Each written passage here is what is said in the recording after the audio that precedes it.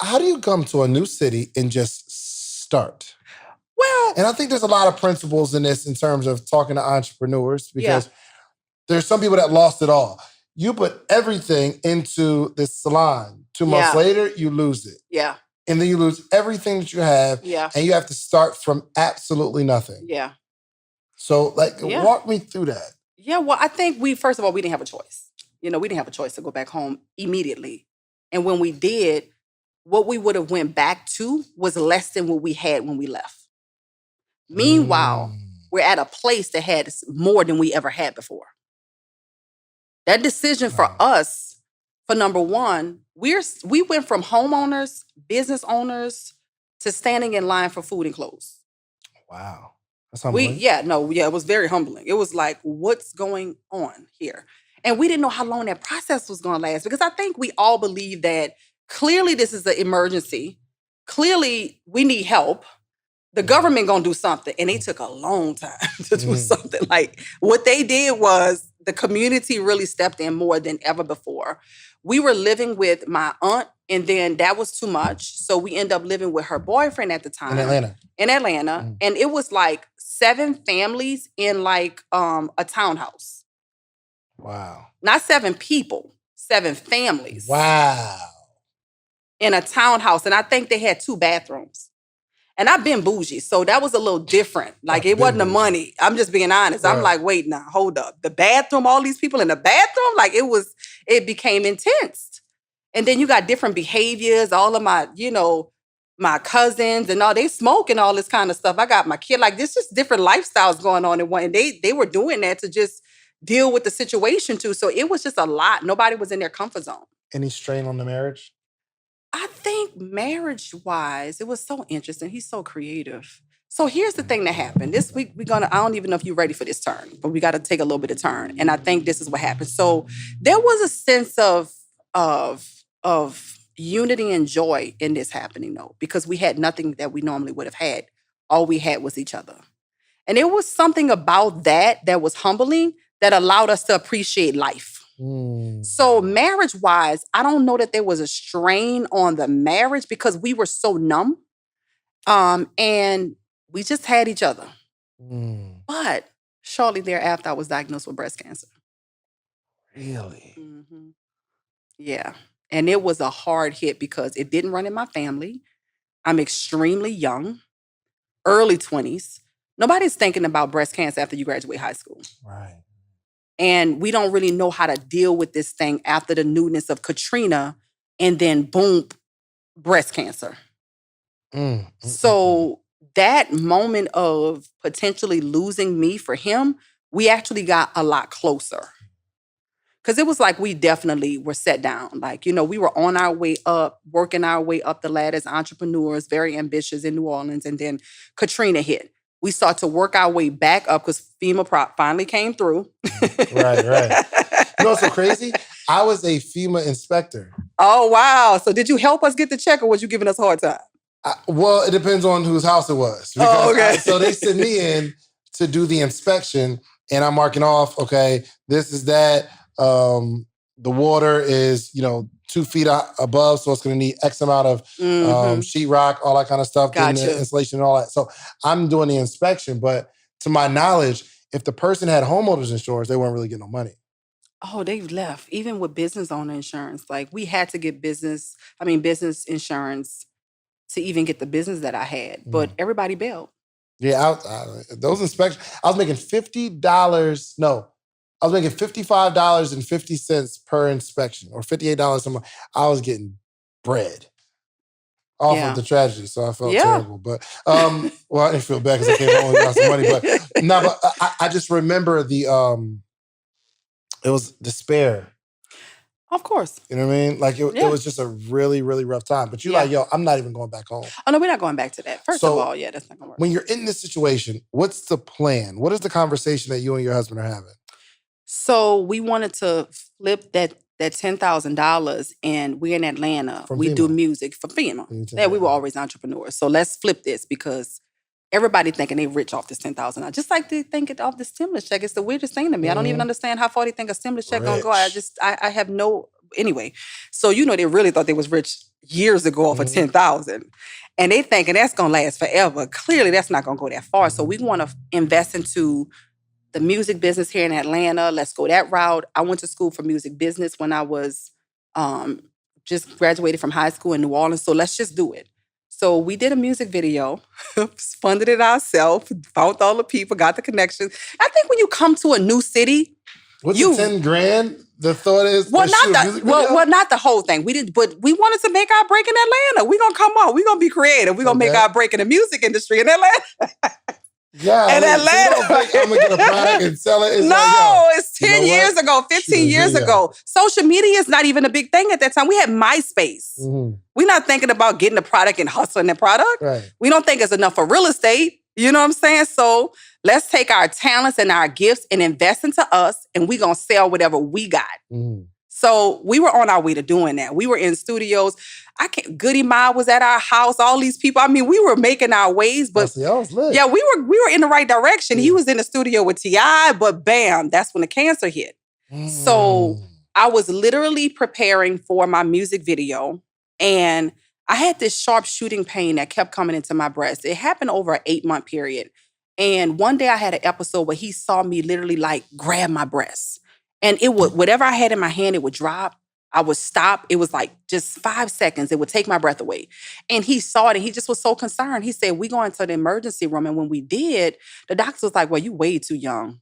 I'm fresh out of high school. You way too young for a mammogram. You got years for that. And so they came back in the room after doing the ultrasound and said, we need to do a mammogram now. Clearly that don't add up. And so I began to pray immediately because I knew that probably shouldn't be happening. And when the results came in, it was 2 days before the video shoot. So in that time frame, I know. This is a roller coaster. Yeah, it's tough, right? In that time frame, I don't know. I just didn't think you still don't think you got it. You know what I'm saying? You just feel like, okay, they're doing the precautions, but I'm good. We're moving forward with life. So the day that I got the news, we were preparing, 2 days before a video shoot, we getting stuff together. And I'm sitting in the waiting room at the doctor's office for like 30 minutes. That's nerve-wracking. So I'm like, listen, could y'all email me or something? Because we got to go. I remember walking up there like, listen, ma'am, could you just tell your doctor to email me or something? Because we got a big video shoot that we planning. And I remember the receptionist, in that moment, her face turned into my mom's face. And she said to me, I don't know what you got to do and where you got to go. But you need to see what your doctor got to tell you. And that was the first moment that it became really real. That me and my husband turned into kids. Our face literally was like kids. We didn't say anything to each other at that moment. We just went sat down like two little kids. Because that was like my mama saying, look, little red girl, you better go sit your little tail down somewhere. We just sat down and we did not talk. We didn't talk. He just grabbed my hand and we didn't say nothing. Because we didn't want to even entertain the possibilities. And so when we got to the back of that room, that lady took a long time to tell me those words. But now I know why. Because the words that you're positive for breast cancer is going to change your life forever. Oh, there must be a scammer. Daddy must have given it to him. It's because if they can admit that that person worked hard and did it, that in their mind means that they must have failed. And that nobody wants to accept that. Nobody wants to accept that they failed or that they've missed the mark or that they haven't done. So they have to associate success with scam, daddy gave it to them, they did something wrong, etc. And that gives them an excuse to be and maintain and stay where they are. Goodness gracious. And now I guess like hindsight is when I was working at the Cheesecake Factory, I guess I had like a blindfold on walking down the hallway and like I was just bumping into stuff, but I was doing it so long, I thought that's what life was like. I thought everybody was just going through the hallway, bumping into stuff. And then I found a mentor that kind of slowly takes broke your state, changed it. My awareness to know, okay. Yeah. The fact that you said when you were delivering the pizza, saying, yo, I'm not the person. Because back then I thought I was. I thought I was like, if I just keep doing this, it's only a matter of time. You know what I mean? Like, because I'm talented. But the fact that I think you figured it out a little earlier, that that I'm not who I need to be right now. And once you accepted it, then it seems like you start this business, that business, this business, that business. It unlocked something and it just spiraled. And then you ask the guy, you have the fortitude to ask the guy, hey, I don't have this. It doesn't seem like I know how to get it. How do you do this? Exactly. Ask. Well, that's the thing. So many people are afraid to look stupid.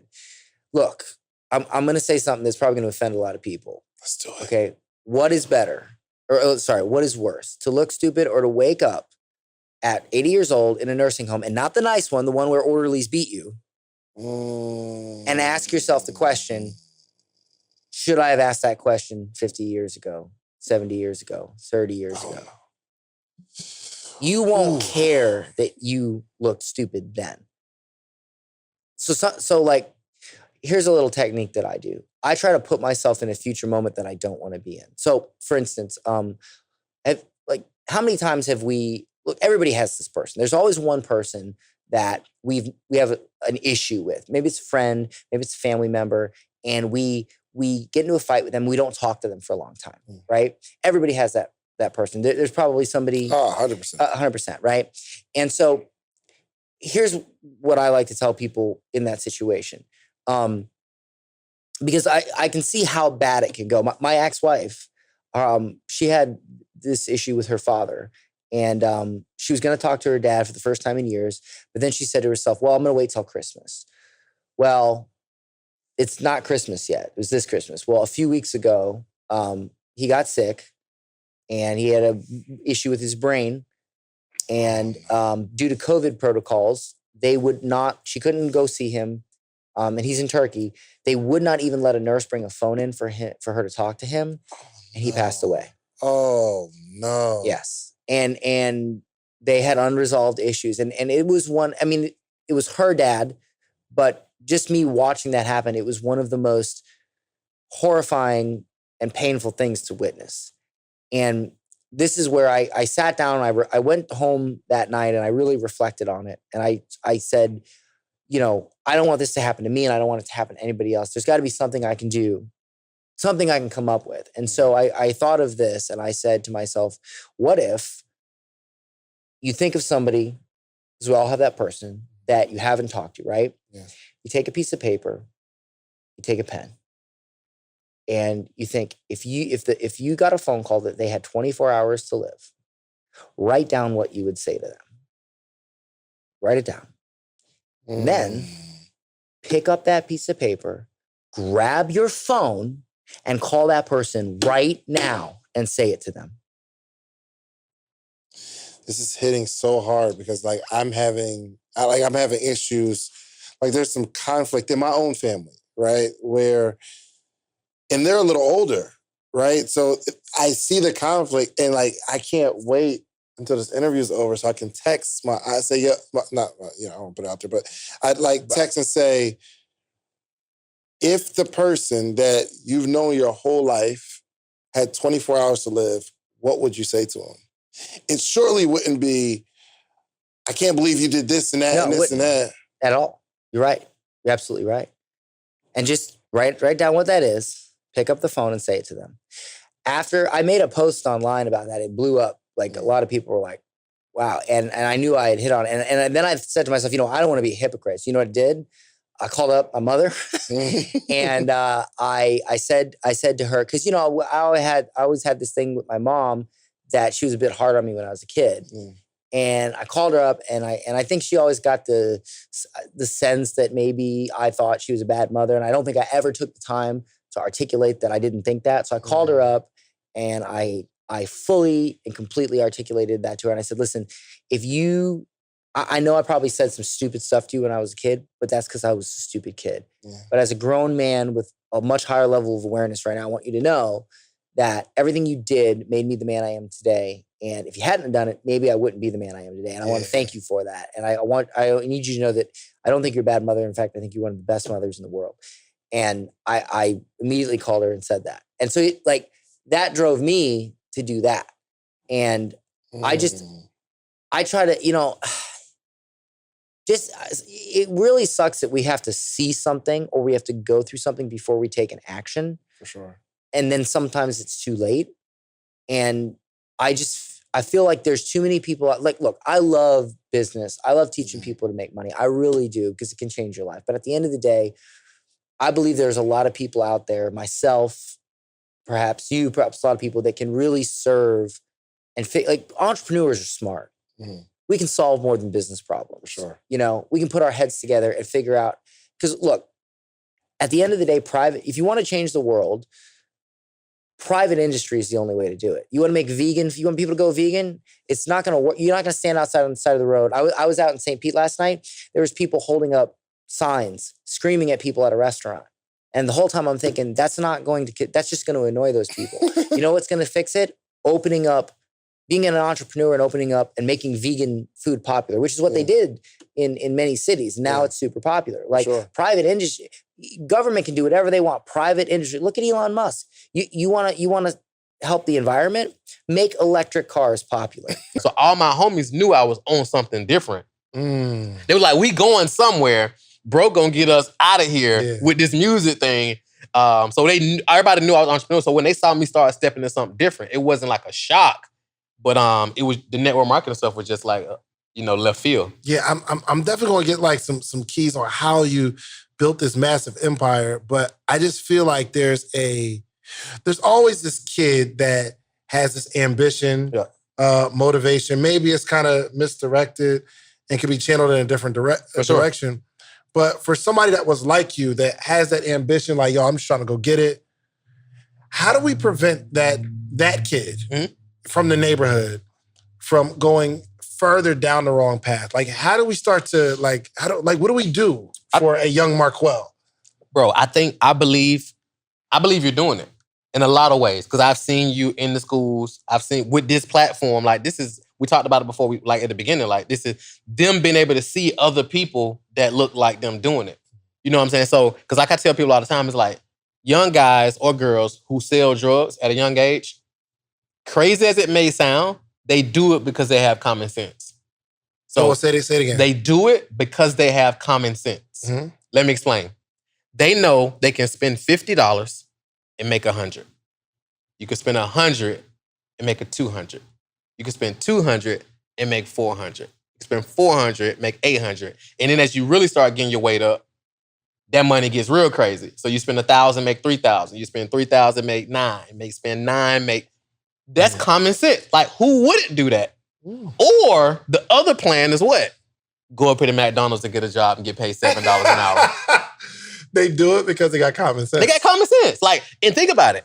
Everybody who they know, the older people, their family or whatever, mom, uncle, they're all telling them, go to school, work, get good grades, go to high school, go to college, get a job. They've seen everybody else work that plan, and everybody's still in the hood.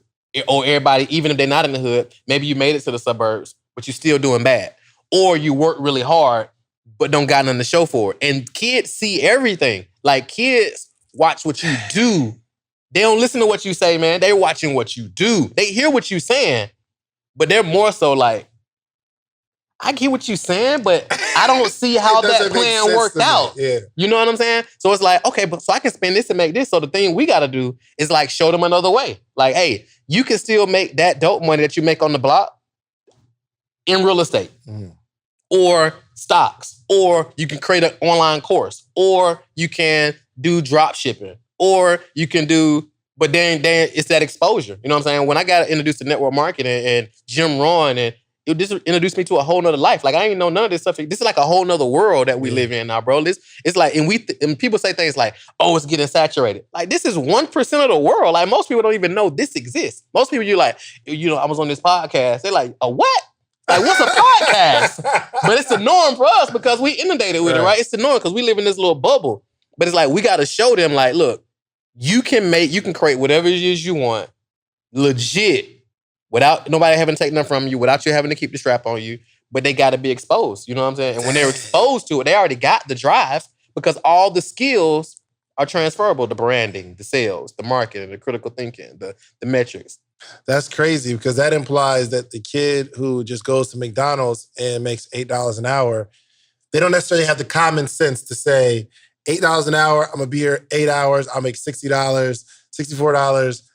They're going to take 20 of that out of my check. I'll be here all day for $60 Yep. with no chance of like working on myself, and I Nope. can't be dang, that's and be crazy. exhausted. And then they don't have no vision for their life. Think about it. If you're around, so this is for the parents, right? This is crazy. If a child if they work in McDonald's and they don't have a bigger vision for their life, right? They're like, what else is there? You're easy to get swayed.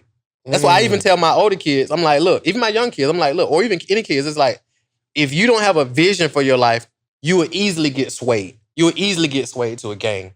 Because the person who's most certain is going to influence the people who's less certain. So you would easily get tricked into joining the gang because you don't got no vision for your life anyway.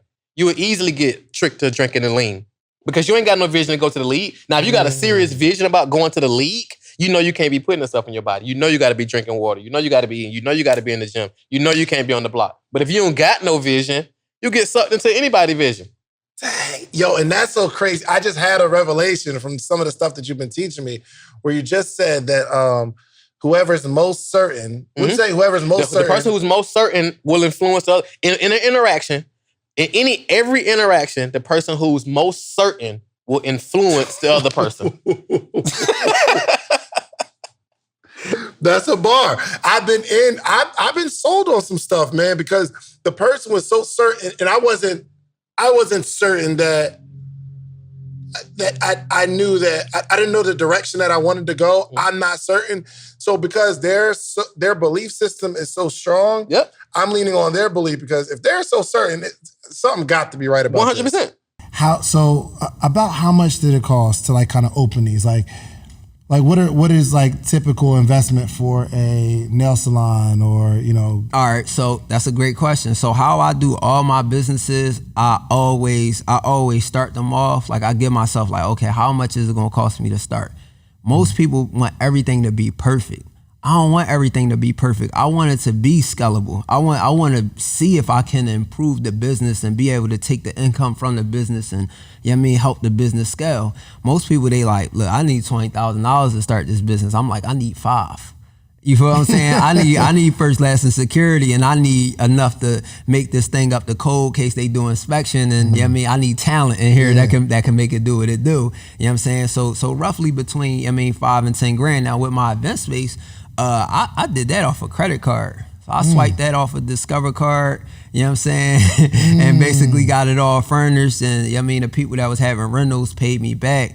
My sister, we went half. Lash Studio, for anybody who don't know, the materials don't cost that much. All you need is massage beds. Right. We was grabbing them off Facebook Marketplace, putting it up, you know what I mean, make it look nice, fresh coat of paint. We open for business. You know what I'm saying? Yo, people make starting a business a whole science project, bro. Yeah. Like it's so technical and it's so much, and really, it's what can I do to get it open? What can I do to get the doors open? And one of the things people be like, oh, I need a business plan. Oh, I need a website. Oh, I need an Instagram page. Oh, I need flyers. No, you need you. You are the business plan. If you understand, the thing I understood when I opened up my tattoo shop, the thing I understood was the people was coming to see me. My work was good. My work was top notch, but the people, I was the business. Yeah. I didn't need no plan. I just needed to be there every day and, you know what I'm saying, and be me. Mm-hmm. And once I understood that, I was like, yo, I don't need to, of course, don't get it wrong. Write your stuff down. Definitely have goals and, you know what I mean, definitely strategize to take your business to the next level. But yo, start. Like, yo, just commit. Yeah. Once you commit, like, yo, once I was $8,000 in this hair and nail salon, I'm like, I'm committed. I can't go back now. Right. I'm financially committed. I'm mentally committed. I'm spiritually committed. You know what I'm saying? You know, money come easily, frequently, and abundantly. I say my, you know what I mean? Say my financial, I'm committed. So you just, and people are just scared to commit because they scared to lose. And it's just like, I took losses. I definitely took losses, but I'm trying to tell you, when you take 2 L's, put them like this, you get a nice, you know what I mean? You get a nice W, you know what I'm saying? I love it. Thing is, as we having this interview, my assistant hit me and was like, Discovery Channel want to have, she like literally just texted me and was like, send me the screenshot of Discovery Channel trying to figure out what DGTV is. So I'm gonna tell you where it started. It started with Discovery Channel. They reached out a long time ago and was like, they want to do a 3-show deal, a business show, a couples counseling show, and like with me and Chelsea, and then Man, what was the other one? I can't remember the third concept. So I was for it. I'm like, cool, okay, this TV, this sounds good, this sounds promising. We have like 5 meetings at this point. The last meeting was like May 29th in Puerto Rico. And I'm trying to enjoy myself in Puerto Rico. So I was definitely annoyed, like, damn, I got to stop having fun and talk to y'all again. We ain't getting no business done. Y'all just keep wanting to talk. We done gave them access to the course because they like, well, we want to study, blah, blah, cool. We done gave them access to courses, books, board games, everything. So it's May 29th. We had this hour-and-a-half conversation. And I'm like, all right, cool. They sounded promising again. Nothing happened. So fast forward, I'm in Las Vegas. I've had some medicine. I'm feeling good. And I go to Raising Cane's. And I'm in Raising Cane's ordering my food. And I see that their CEO has like a placard on the wall. And it's like, be sure to tune in to Discovery Channel. He got a new show called like Restaurant Revitalization, something like that, right? So I see bro name and I'm like, how much he worth? So I go Google him. I could have sworn it said like he worth like 5.6 billion. And I remember sitting with Chelsea and other people. I'm like, imagine having a worth of 5.6 billion, and rather than build your own platform and leverage your stuff independently, you go sign a deal to Discovery Channel. I remember like, and salute the, I can't even remember bro name. Salute to him. I ain't hating. Like he a big dog for sure. But just in that moment, I'm like, I couldn't imagine leveraging my likeness to another platform, and I'm $1 billion giant myself. Like we just would have built it in-house. So I remember like laughing, like, yeah, he wilding, and blew it off. And then after that, I get home 2 days later, bro, and I don't know if I hit Khadijah while I was in Vegas or the 2 days later, but I'm sitting with my medicine again. I was like, you know what? We done with Discovery. We just gonna code our own whole network and do it ourselves. I hit her, she hit her cousin out in China or Japan, because he do all our coding stuff. And I was just like, bro, do you think you could pull this off by my birthday, August 20th? Bro, this is last month in July. He literally had like 36 days, and he was like, if we get started today, I'm confident I can make this happen. I was like, cool, press the button. Boom, press the button, literally sent the wire that night so he can get started. And we've been running ever since. So yeah, bro, the goal is to step into that same space that Netflix, Hulu, Disney Plus, Amazon Prime, all of them are in, and basically rob them, bro. I know like Netflix, Disney, and Amazon all roughly got 200 million subscribers. I'm looking at the game like, if I can get, that ain't even 1% of that, but if I can get like a 0.% of that, which is 1 million people to commit in a year, now we talking about a network that's gonna have like a $200 million valuation after the next year, based on if we just stay stagnant at that million person subscription point. And then outside of that, bro, if I'm basing off the history of my last couple subscriptions we did, they were all much higher than the $13 rate that we're charging out, with way less value. And so the beauty of having a network is not only can we still educate them, but we can give them comedy, we can give them drama, we can give them docuseries, we can give them people are super intrigued with my real life, because I do post about real things I do, but they never get to see it. They just see the still post and be like, dang, they be having fun. So with the reality show, they'll literally be able to get to see how much fun we have with no censorship, no blanket, no, you can't say that, you can't show this. Like, whether we want to go church or full nude, we got free reign. So, bro, everything independent, from having to purchase bandwidth to run it, to the coding, to original content, everything in-house, from the camera crews to the lights to like people who've been grinding with me, helping me make the other businesses, $1 million businesses, are the people who stepped up and was like, so cool, I'm gonna still help you get $1 million on the other stuff, but I'm gonna get in front of the camera for the network, and we just gonna bring it full circle. So like, you're talking about like every aspect of your life, like when you and your wife go out fishing. Yeah, no, bro. You see it. Nah, bro. And bro, that's the funniest thing. That's bro. the beauty of having it independent, because I just get to be myself. I really can't. I could be myself on the internet, but I'm gonna get flagged all day. But on here, there's no shadow banning. There's no, you can't say that. That's gonna offend this community. There's no cancel. We just get to genuinely be ourselves. So no, they in for some interesting stuff. Take it upon yourself to you don't have to get elected to public office. You don't have to, you can change the world through private industry. It's always been. Explain exactly what private industry is. I get what you're saying, But just explain what private industry that term would mean. So meaning like starting a business. So if you want to start a trend, right? Like think about this. If you want to get your message out, you have to be able to make money, because if you can't make money, you can't hire the people you need to hire and the infrastructure you need to make that message heard and continue to be heard, right? So like look at Tony Robbins. Tony Robbins, well, if Tony Robbins is so amazing, why does he charge for his seminars? What do you mean? He charges so that what is he supposed to do? Just sit on a cardboard box on the side of the road and scream really loud? Right. Like he's got to make money so he can hold these events and he can put this stuff out there. Look at churches. They take 10% of your income. Why? So that they can, I mean, that's more than Tony Robbins asked for, depending on your income bracket, but they do it for good reason. They do it so that they can have a church, so that they can do missions, so that they can go. I mean, look at OUR, which is OUR? They're a fantastic organization. They're an organization that what they do is they raise money and they go out and they go to Africa and other countries and places, and they go where they sell children as sex slaves, and they pretend to buy them. And they go in, these are like mercenaries. They go in and they pretend to buy them. They obtain the child, and then they send the police in and they arrest everybody. Oh, wow. And they free the children, right? Do you honestly think that they could do that? That they could, the flights, and they need the money to buy the kids, to pretend to buy the kids. They need to raise money. Sure. Right? So if you want to get your message out there, if you want to change the world, I believe, and I could be wrong on this, this is my belief, that learning how to be an entrepreneur and permeate the marketplace and with a product that changes the world, to me, that's the best way to do it. Dan, where are you at in this process of changing the world? Your personal journey. I am so glad that you asked that question. I ask good questions. Okay. So here's what it is. I started getclients.com several years ago, and I'm very fortunate to have helped a lot of people learn how to sell what they know, what they do for a premium price, right? I explain that. And we do that. I told you earlier before we started, I got a guy, he sells a course on how to play gospel piano.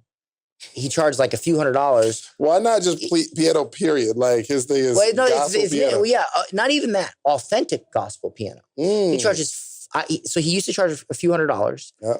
Couldn't make money, was going to quit.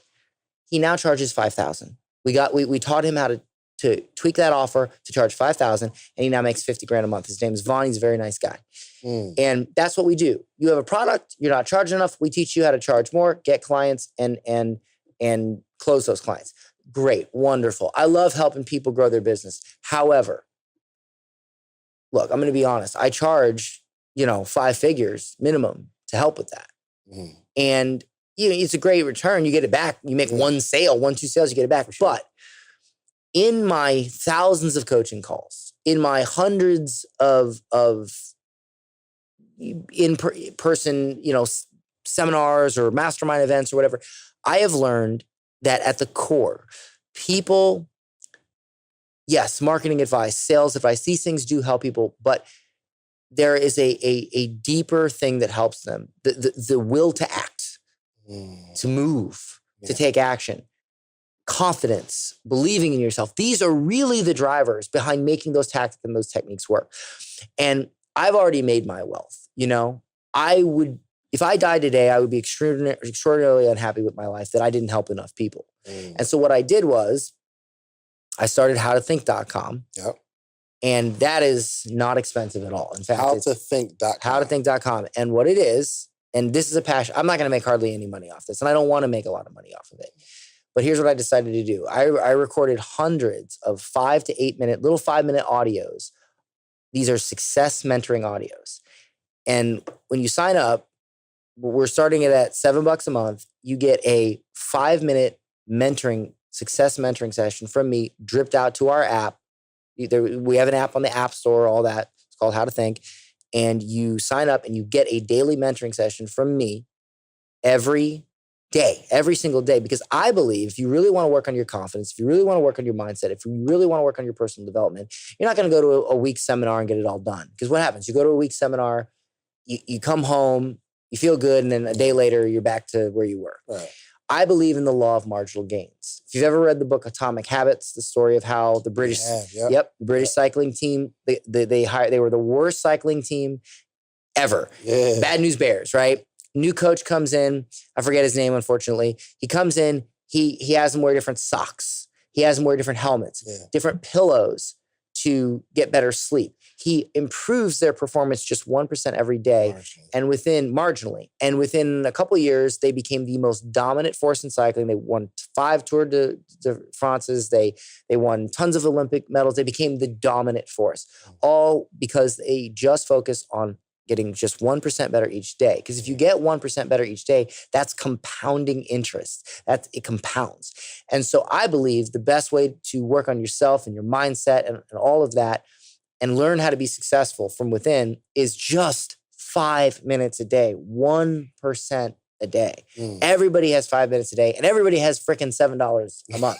Well, not everybody, but most people. Again, we got to keep the app running. But that for me is a passion project. That for me is something that can help anybody. Because look, if you have a phone where you can host the app, then you definitely can afford $7 a month. Absolutely. Okay, so there we go. So everybody, okay, and we we have a business mentoring upgrade and all that. It's still very low cost, but that for me is a passion project because I don't want to just help people that can afford to pay thousands of dollars for consulting. I want to help everyone. And so that for me is my new why. That for me is my new passion. So I made a post the other day where I was saying that I've lost way more times than I've won. For sure. I've lost way more times than I won. But I'm up because the wins be so big. It's it's crazy, bro. It's crazy. Like it's a saying. It floated around on Instagram. Like, yo, you worked 10 years hard for that 1 year that changed your life. That 1 year changed my whole entire life, bro. Like I was going to mastermind after mastermind. I'm getting in the rooms. Like my mental capacity was expanding at such an alarming rate, and I knew it was because I'll come back and I'll talk to people, and they be looking at me like, I don't know what you talk. I don't know what you like. You on a whole nother level, and I was just like, yo, it just came from just being committed and just going, like being in the right rooms and just being like, yo, you really had an opportunity. Like, we in 2020 right now, you know what I'm saying? Like, you had an opportunity to be rich or be poor. That's really a choice. Like, people had those options. It's just that mentally, some people don't know that they had a choice. So they like, yo, these are my circumstances, so I gotta stay like this. Ain't no way out. And they wanna blame it on everything that's around them. But the real reason is you. Like, you can make money or you can make an excuse, but you can't do both at the same time. So when things get hard for me, I'm like, yo, I gotta use my perspective. I'm like, yo, is this something that's gonna make me money? Am I just making the excuse about it? Like, I gotta be transparent with myself. I gotta ask Runway some questions like, yo, is this really bad or is this really good? You feel what I'm saying? And you really gotta have those conversations with yourself, because you will have a conversation with another person and they be like, bro, that's bad. And it's really not that bad. You probably could find something in the good at it. It's just that we are so drawn to see things in a negative manner, and that's where our mind go. But every situation, bro, I always try to look at a positive side to it. Like, for instance, like, I'll give you an example. Like, my grandma was getting her kitchen remodeled. So the contractors, they ran off like with the money. So she had some unfinished stuff, wires hanging off. So I came in and I got her stove put in. So I got her a double oven, right, for her birthday. So the guy come install a stove, and he like, we got a problem. The line not even hooked up to the box. So I'm like, so all right, we go fix it. So I'm like, yo, I could either look at that as like negative, or I could look at it like, dang, my grandma could have went and cooked. Now our house could have been on fire. We lose 40 years of wealth over one mistake because I didn't know. So it's all about the perspective. So they go put her stove in. Now she got a gas leak. I'm like, dang, grandma could have went and turned on that stove. It go up in fire. I lose grandma, and we lose the house, 40 years of wealth in our family. So you could think about it like, dang, why all these things keep happening? Or you could look at it like, dang, I'm glad this happened because now I could take care of it, and then also being in a position to take care of it. So a lot of people would be like, dang, why you always calling me for stuff? It's like, yo, be grateful, show gratitude that you're even in a position for somebody to call you to bail them out. Now, I'm not saying bail them out, but I'm saying like, yo, you in a position to help somebody. That's an incredible position to be in at any part in life if you're in a position to help. Some people think, all right, if I drop my price, that'll make people buy. And I'm like, nah. Most people don't buy. It ain't got nothing to do with your product or your service or you. Most people don't buy because they don't believe in themselves. They're like, I don't believe in myself to even activate the value you're going to give me, Dave. I don't believe in myself to do it. So I'm not buying because there's anything wrong with you. They're not going to say this. Most won't.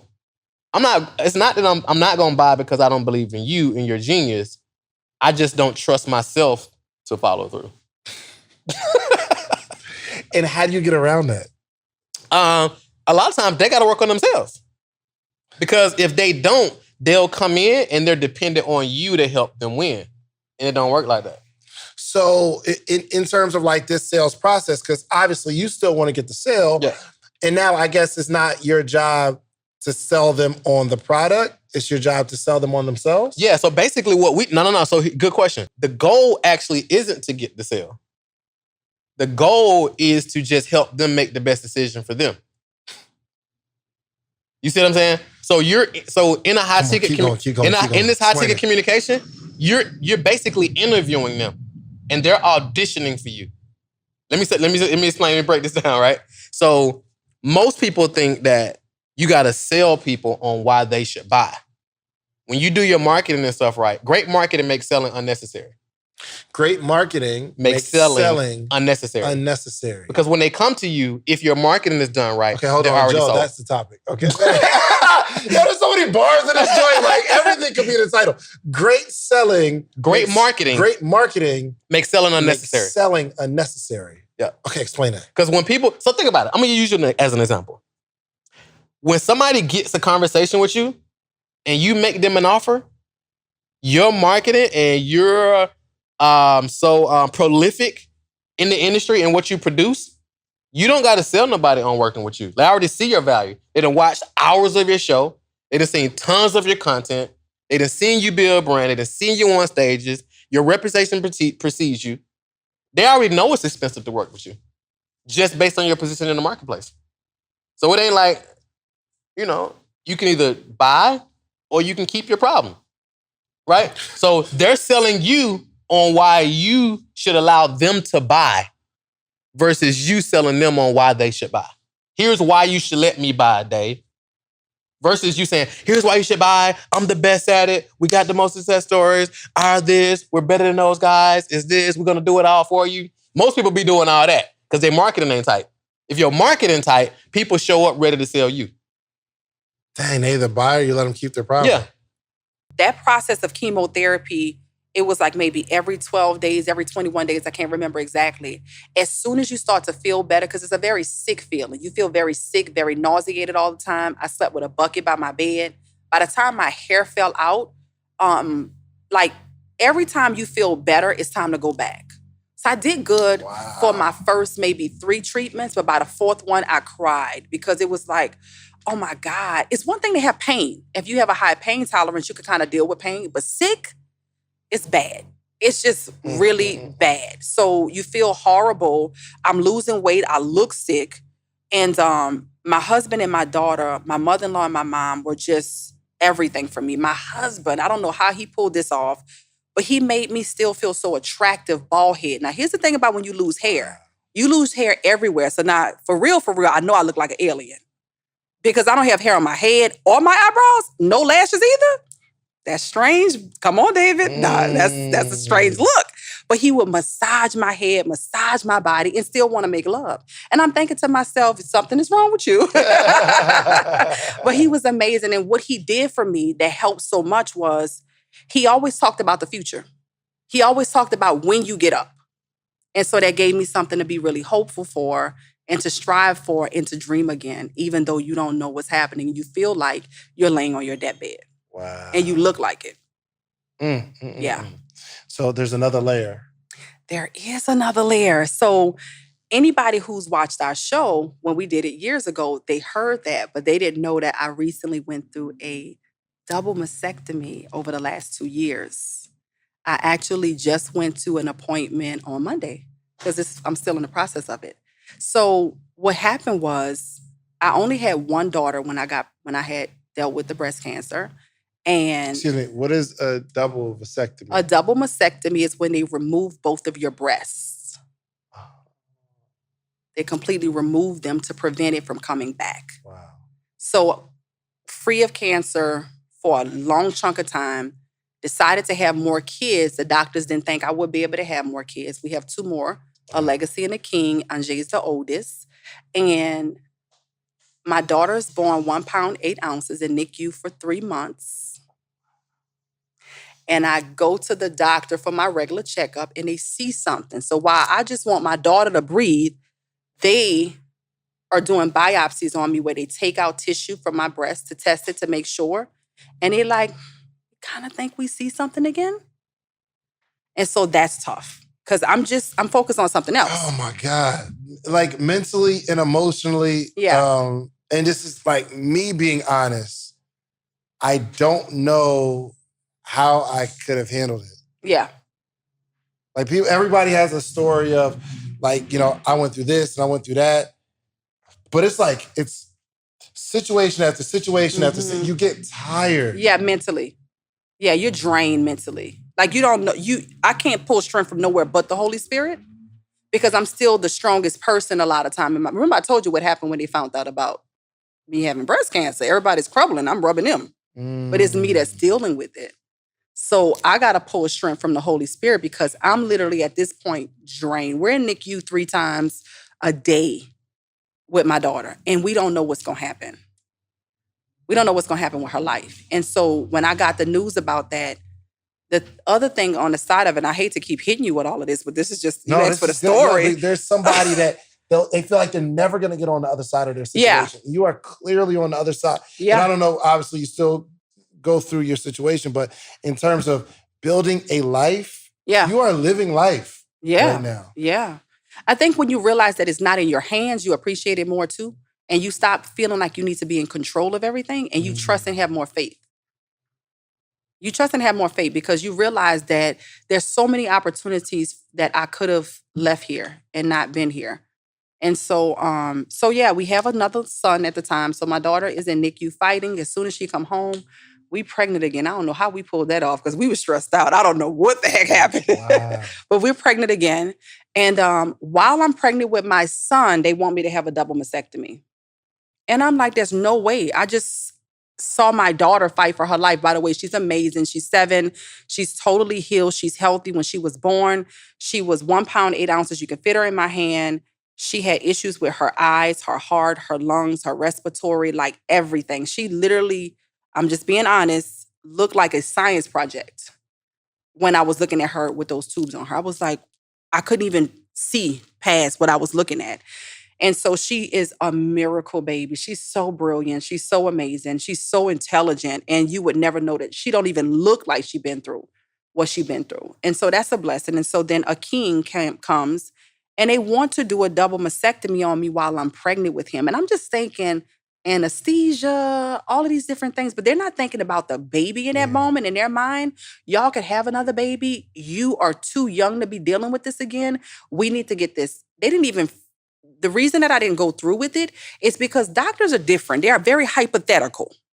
Right. So there was and I asked the right questions. And sometimes you have to know the right questions to ask because you're scared. You feel like they know more than you know. Are you telling me that I have cancer in this breast again? No, we're saying that the chances are high that it could come back. Well, we're going to wait on that.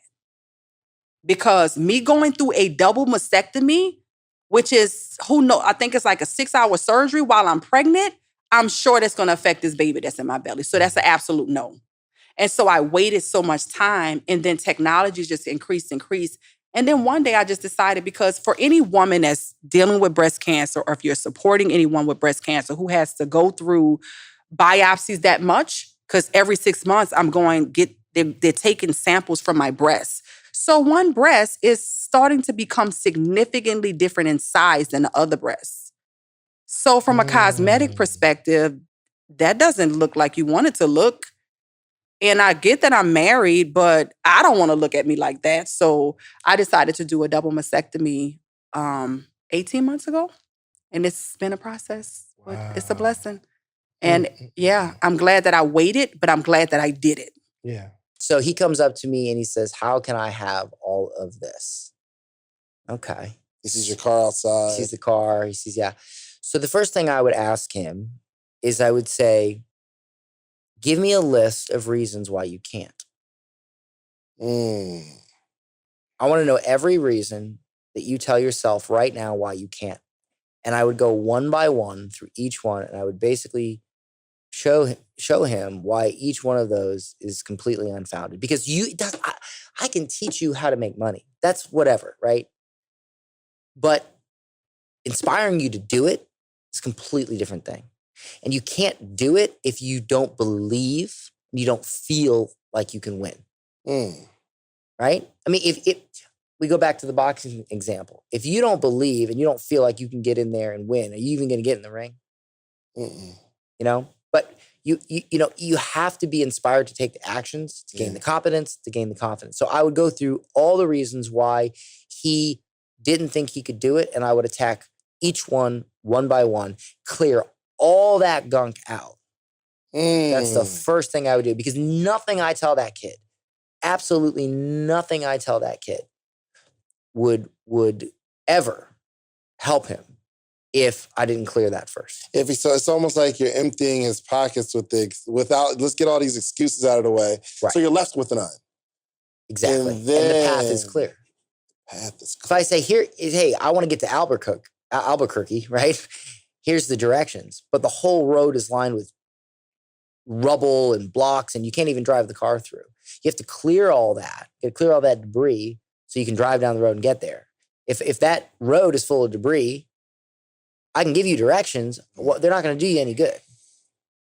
And the question you got to ask yourself, the real question here is, do I have the discipline and the fortitude to do the hard thing? And the hard thing is to work on myself. That's the hard thing. And believe you me, I am in no way saying that I've achieved any level of personal development that's substantial. I'd like to think that I work on it. This interview displayed that you have a certain level of understanding, and probably when you're 50, you'll look back at this kid you are. Right, exactly, right? Well, that's a great point, because, a lot of people, I'll give you one example, right? One thing that kid would say is, well, I'm afraid to put myself out there because if I do this or I do that, people are going to laugh at me. People are going to call me stupid, right? So here's the thing.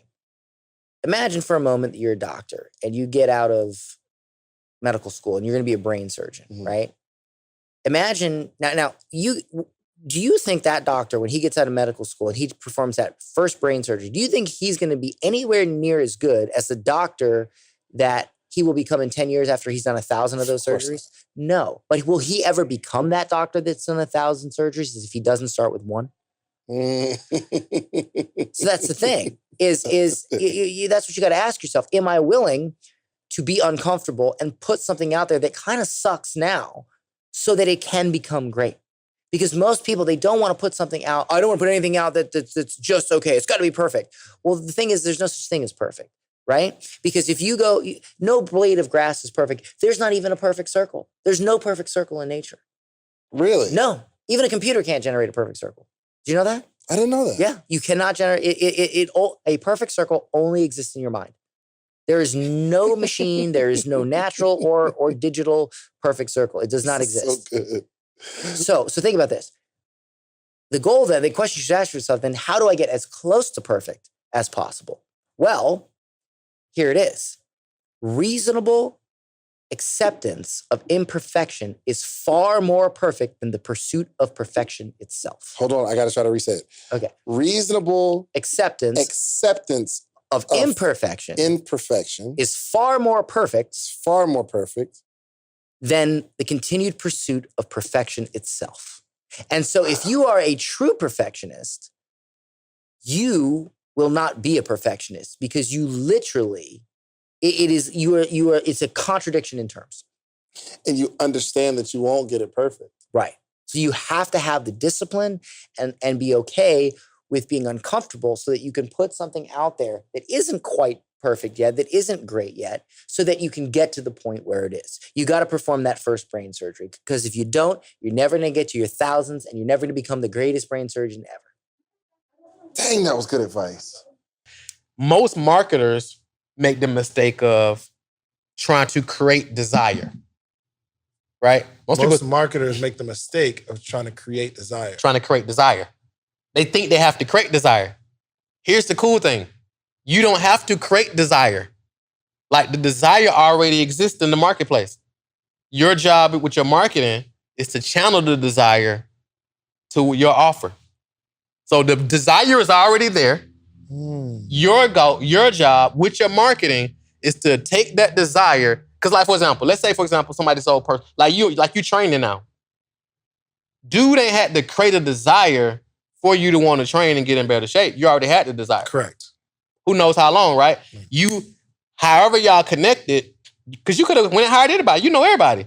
But for some reason, the desire was channeled to his particular offer for whatever particular reason. And it's the same thing when people buy anything. Somebody's hungry and they're driving down the street. Down Old National Camp Creek is a lot of restaurants. They're hungry. They already got a desire to eat. Something about the marketing channels the desire to go eat at that particular restaurant. So all you're doing is getting in front of the desire. So how do you get in front of the desire? You figure out, okay, what's their current reality? Like, where are they right now? And then what's their preferred reality? So where are they now?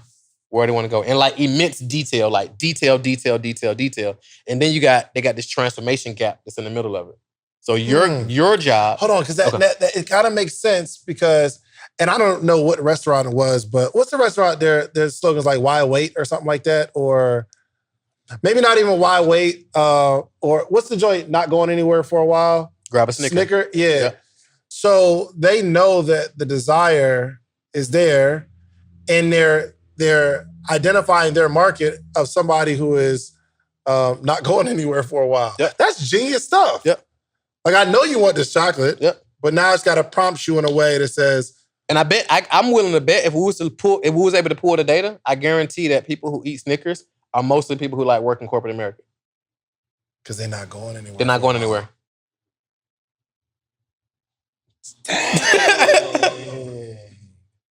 Because think about it. What entrepreneurs you be around that eat Snickers? And you know a lot of entrepreneurs. That's a fact. What event have you went to and cats is in there eating Snickers? That's crazy. I don't know nobody who eats Snickers. Not that they don't eat Snickers. They've just never just ate one around me. Right. That I've seen. You feel me? That's crazy. Marketing is such a game. Okay, you were saying something. Okay. And I kind of cut you off because my brain went somewhere else. Okay, so there's you got to channel the desire. Yep. The desire's there. You just got to channel them in your direction. Yeah. To your product. Yeah. How do you get them there?